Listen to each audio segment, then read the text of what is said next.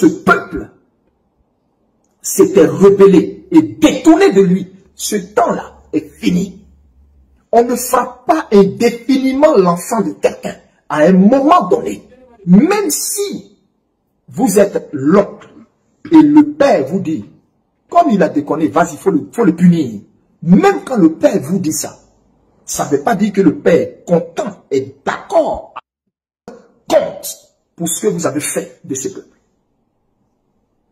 Vous êtes arrivé à l'heure où vous allez rendre compte pour chaque goutte de larmes qu'a versé chaque Ivoirien. Vous êtes arrivé à l'heure où vous allez rendre compte pour chaque dommage fait. Alors, chers amis, très urgent, le message du prophète Eli Pada ressurgit avec, n'est-ce pas, de nouvelles révélations très graves sur la Côte d'Ivoire après 2 ans d'absence. Je ne sais pas est-ce que vous croyez aux prophéties ou pas. Là, il a dit que, je pense, je me dis, en octobre prochain, le pouvoir de la Ouattara va tomber, en fait. C'est ce que moi j'ai essayé de comprendre dans ces dires. Et que non seulement ils vont tomber, mais également ils vont payer tout ce qu'ils ont fait subir au peuple. Là, ça c'est le prophète qui dit, le prophète Eli Pada. Nous allons suivre jusqu'à la fin de cette vidéo. Et on en revient juste après. Le Seigneur, le Dieu que je sers fidèlement avec dévotion, avec abnégation et résilience, a pris soin de m'avertir de tous les plans et tous les projets macabres qui étaient concoctés dans le secret pour porter atteinte à mon intégrité physique. Et c'est le cœur déchiré que je n'ai pas pu me rendre à la veillée de la traversée 2023-2024. Et sur son ordre, il m'a dit d'aller là où lui, il m'indiquerait et de rester là, de me tenir dans sa présence, de demeurer en prière jusqu'à ce qu'il me dise de ressortir, jusqu'à ce qu'il m'instruise à nouveau. J'espère que vous vous souvenez de ces paroles. Et frères et sœurs, si je sors ce matin, c'est parce que Dieu m'a demandé maintenant de sortir. Dieu m'a dit, l'heure est grave. Il faut que je sorte et que l'on m'entende. Il faut que je fasse connaître son dessein, sa volonté et son plan. Voici pourquoi vous me voyez devant vous. Je voudrais, avant tout propos, vous dire que je me porte bien, comme vous pouvez le constater. Je n'ai pas cessé de prier.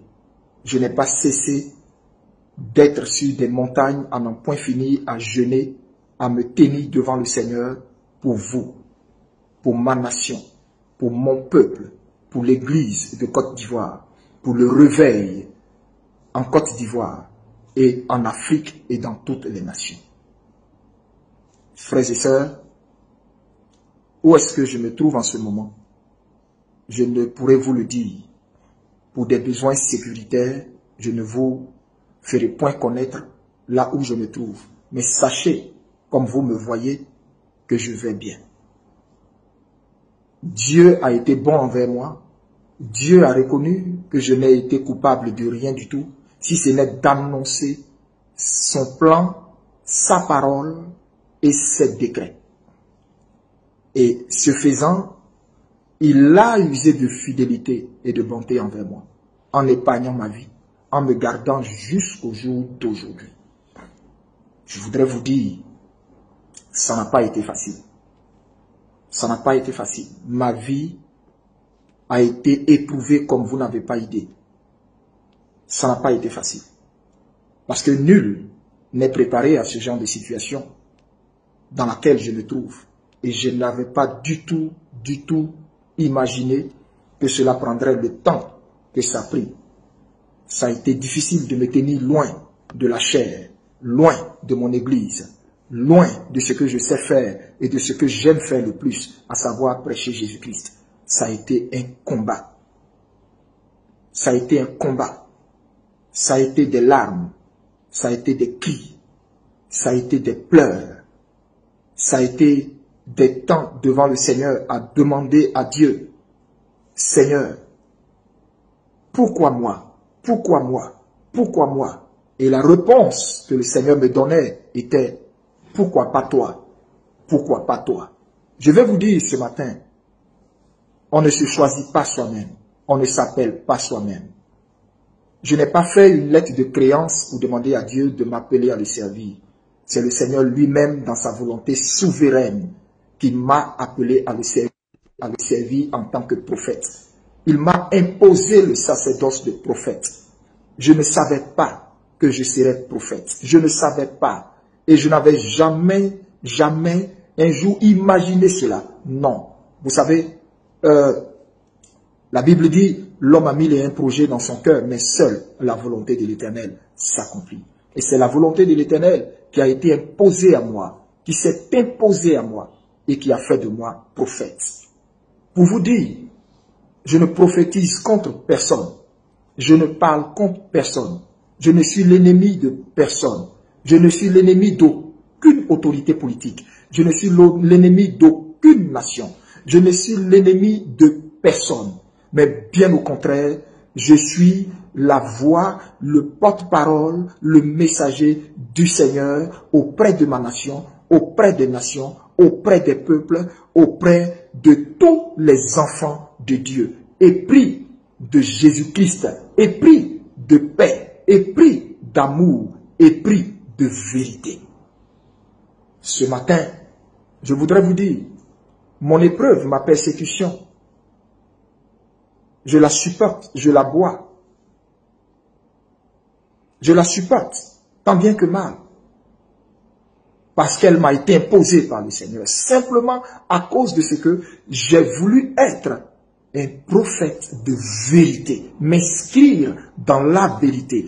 En disant la volonté parfaite du Seigneur. En ne m'inscrivant pas en faux. En ne corrompant pas le message du Seigneur. En ne tronquant pas la vérité de Dieu qui a été mise sur ma bouche, en ne la diluant pas, en la disant comme elle m'a été dite. Aujourd'hui, cela me vaut ce que ça me vaut. Mais j'en suis fier, j'en suis heureux.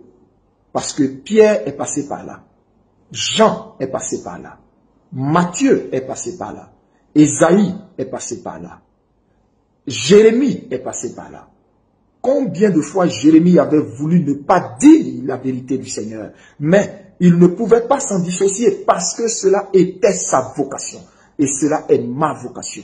Bien-aimé, aussi longtemps que l'Éternel mettra une parole dans ma bouche, je la dirai comme elle a été mise dans ma bouche. Je ne la dirai pas pour vous faire plaisir. Je ne la dirai pas pour plaire à un homme politique. Je ne la dirai pas pour plaire à un parti politique. Je ne la dirai pas pour plaire à une oligarchie quelconque. Je la dirai parce que le Seigneur m'impose la volonté de le dire. Alors, je la dirai. Bien-aimé, 1 an, aujourd'hui 8 mois, que je suis partout et nulle part à la fois. 1 an, 8 mois, que je bois cette épreuve, simplement parce que j'ai prophétisé tous ces événements que vous êtes en train de voir actuellement dans notre pays. Et parce que j'ai prophétisé que Dieu n'en avait pas fini avec quelqu'un. Dieu n'en avait pas fini avec un homme, Guillaume Kibafouri Soro. Parce que j'ai dit simplement le nom de cet homme dans une prophétie. Mais je ne l'ai pas dit parce que je connais cet homme. Je ne le connais ni d'Adam ni d'Ève. Je ne l'ai jamais vu. Nous n'avons jamais échangé. Jamais. Je n'ai jamais échangé avec aucun de ses collaborateurs. Mais simplement parce que j'ai dit le nom de cet homme. Aujourd'hui, ça me vaut ce que ça me vaut.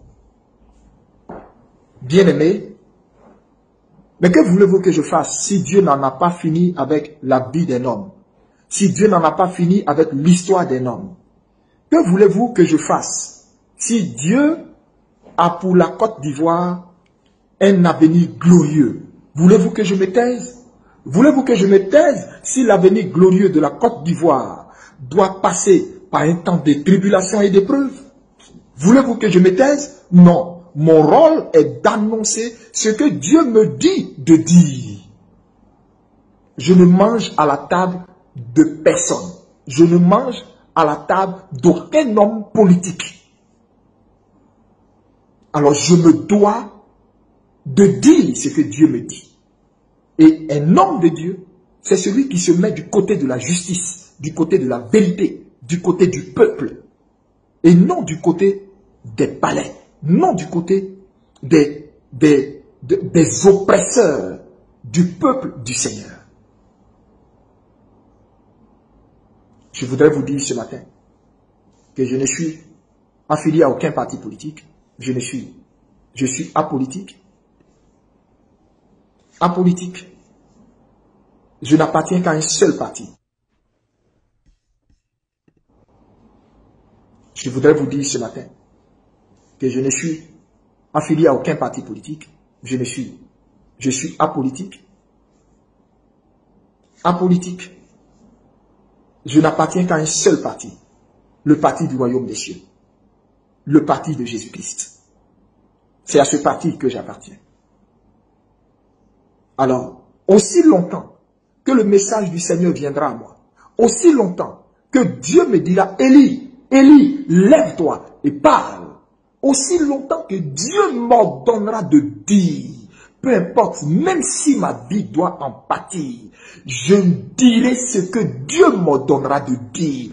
Et je ne tromperai jamais le message du Seigneur pour vous faire plaisir. Ça, jamais. Si même vous trouvez sur votre chemin des personnes qui ont décidé de corrompre l'huile qu'ils ont reçue, de corrompre l'appel qu'ils ont reçu, de manger et de dîner à vos palais, de prendre des mallettes d'argent pour soutenir leur ministère au prix de perdre, au risque du moins, de perdre la couronne éternelle qui est réservée dans le ciel. Moi, Élie Pada, je dirai toujours ce que Dieu me dira de dire. Je répète, même si cela doit me faire subir ce que cela doit me faire subir.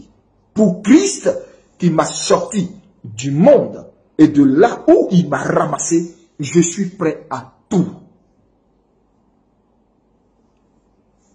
Et vous pouvez le voir sur l'expression de mon visage.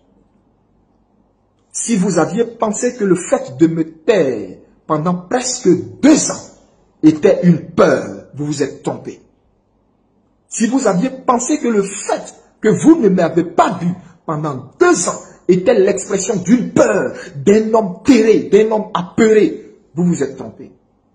C'était un homme qui, après avoir prophétisé, était dans le secret de Dieu, en train de prier et de mener le combat, mais final, parce que j'ai compris par l'Esprit de Dieu que la délivrance de la Côte d'Ivoire est d'abord spirituelle avant d'être physique. Et donc, spirituellement, j'étais dans la présence de Dieu. J'étais devant le Seigneur. J'étais jour et nuit, ne mangeant point, ne buvant point, ne dormant point. J'étais devant le Seigneur pendant ces presque 2 années durant. Et si vous aviez assimilé cela de la peur, c'est que vous ne connaissez pas mon appel. C'est que vous ne comprenez pas mon appel. C'est que vous ne comprenez pas mon appel. Je me suis abandonné à Dieu. Je me suis livré à Dieu pour ne point m'embellir, pour ne point ressembler à aucun autre, pour ne point plaire à personne. Je me suis abandonné au Seigneur pour être le sacrifice du réveil spirituel pour notre nation. Bien-aimés, je voudrais vous dire ce matin, si je sors, c'est parce que mon Père m'a dit sors maintenant pour donner ce dernier et ultime message solennel à ta nation. Alors mon message va porter sur différents points. Et je voudrais que vous m'accordiez toute votre attention.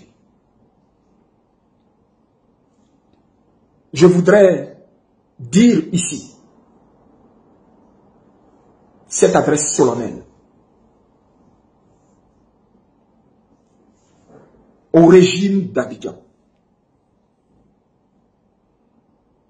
Votre péché est monté jusqu'aux narines de Dieu. Jusqu'aux narines de Dieu et votre coupe a débordé. Je voudrais vous dire ce matin,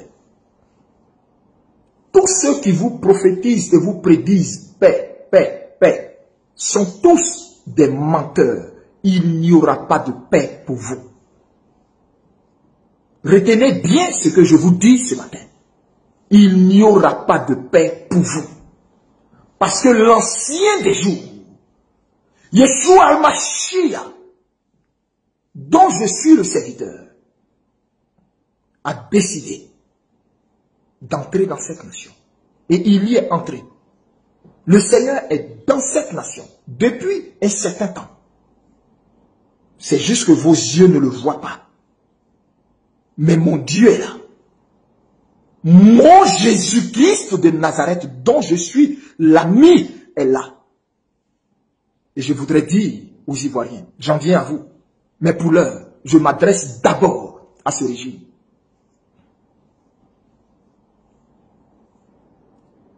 C'était mon Dieu qui vous avait donné ce pouvoir. C'était mon Dieu qui vous avait mis là, pointant. Mon Dieu m'amène à sortir pour vous dire, le temps où il vous avait mis là est fini. Mon Dieu m'amène à sortir pour vous dire, le temps où il vous avait mis là est fini. Le temps où il vous avait mis là est fini. Je reprends. Mon Dieu dit, c'était lui qui vous avait mis là pour un temps. Il vous avait mis là pour un temps. Ce temps où il vous a mis là est fini. Est-ce que vous comprenez cela? Ce temps est fini. Vous ne pourrez plus rien faire pour prolonger ce temps. C'est fini. Tous ceux qui défilent dans votre palais et qui vous disent que quelque chose peut être encore possible, vous mentent. Ce temps est fini. Et vous le verrez et vous le saurez cette année même. Ce temps est fini. Le temps que Dieu vous avait donné pour châtier son peuple, parce que ce peuple s'était rebellé et détourné de lui, ce temps-là est fini. On ne frappe pas indéfiniment l'enfant de quelqu'un à un moment donné, même si vous êtes l'oncle et le père vous dit, comme il a déconné, vas-y, faut le punir. Même quand le père vous dit ça, ça ne veut pas dire que le père est content et d'accord avec votre façon de punir son enfant. Il arrivera un temps où le père va estimer que assez, c'en est assez. Trop, c'est trop. Et vous êtes entré dans la ligne rouge du Seigneur. Et c'est fini. Je répète, c'est fini. Je vous le dis dans les yeux, c'est fini.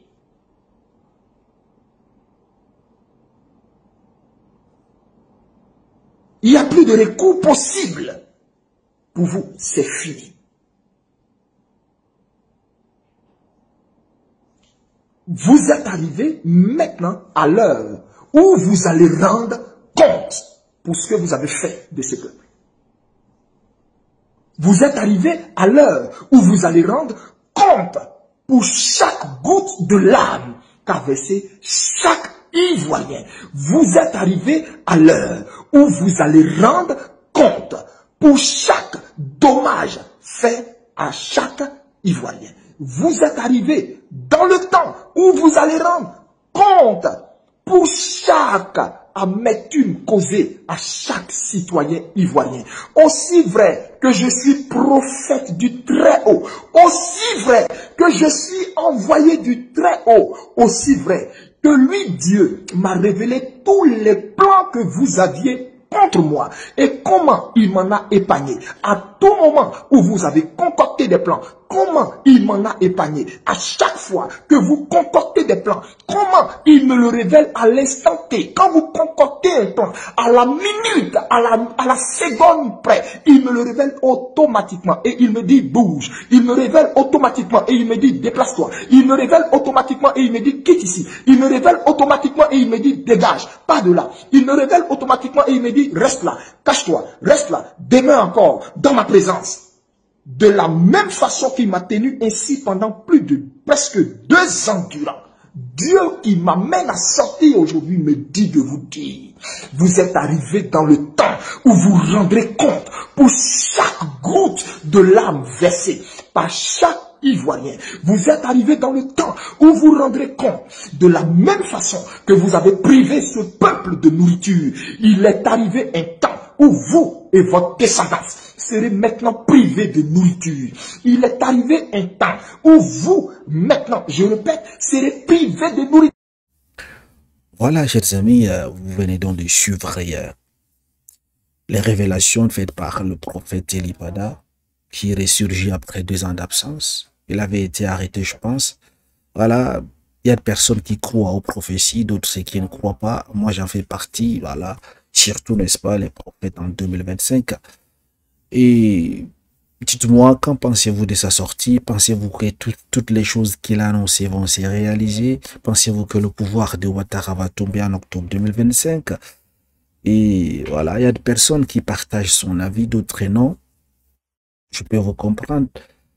Parce que pourquoi moi je crois pas à ces prophéties? Parce que beaucoup de prophètes sortent et annoncent des choses qui n'arrivent jamais en fait. Donc, moi je suis fatigué de croire à ces choses.